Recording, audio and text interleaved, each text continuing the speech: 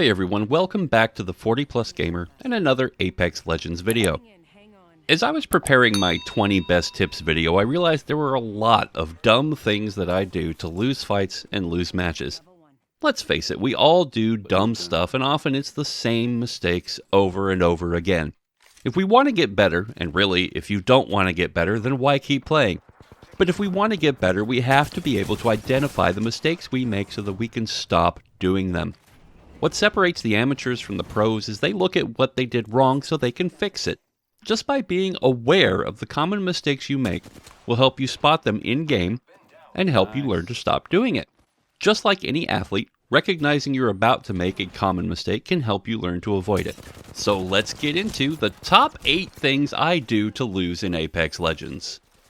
First, some things I do on the individual firefight level. Mistake 1. Poor adrenaline control. This has always been hard for me, even growing up. I was physically bullied a lot, and I could never learn to defend myself because my body locks up when I'm full of adrenaline. I have no control over my limbs, and I could never land a punch. Same thing tends to happen playing this game.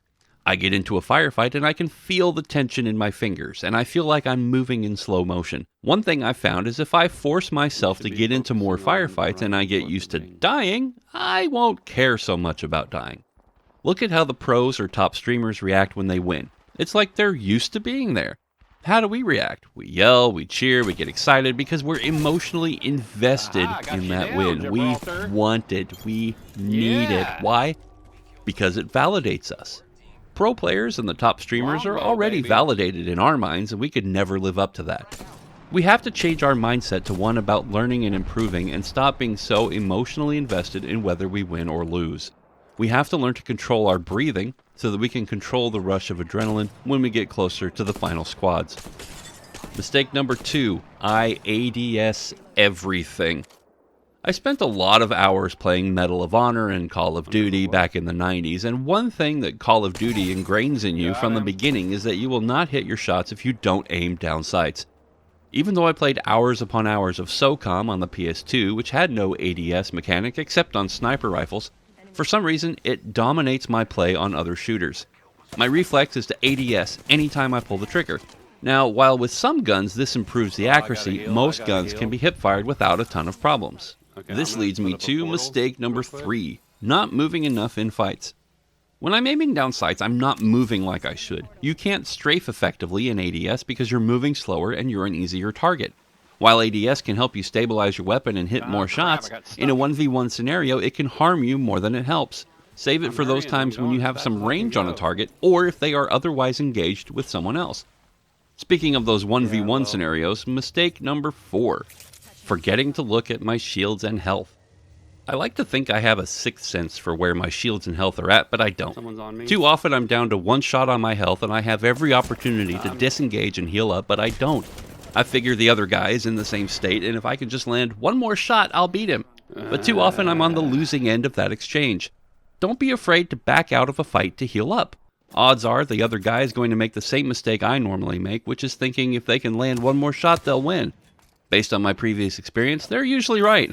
So even if your downed or dead teammates are pinging like crazy and yelling at you to push, make the smart decision. You're more likely to come out on top and revive or res your teammates that way. Maybe not every time, but your odds are better. Mistake number 5, not switching guns. I don't know why in the heat of the fight it's easier for me to hit the reload button than the switch weapon button.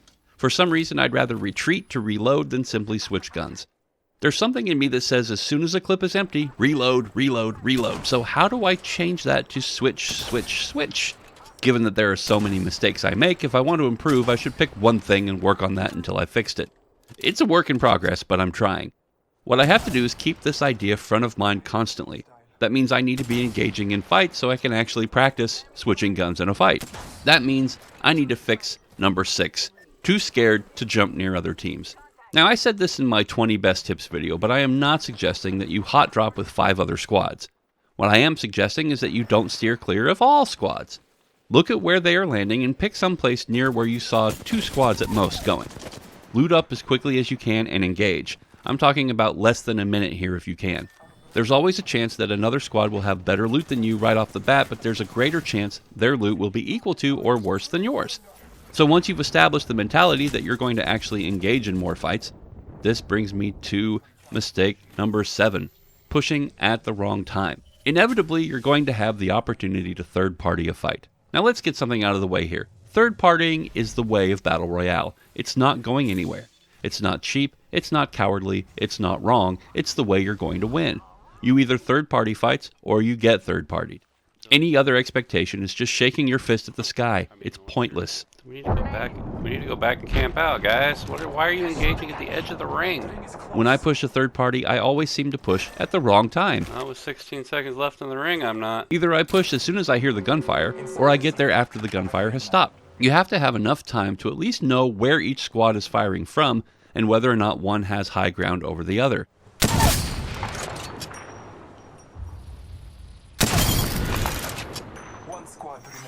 That will let you know which squad you want to flank and from where.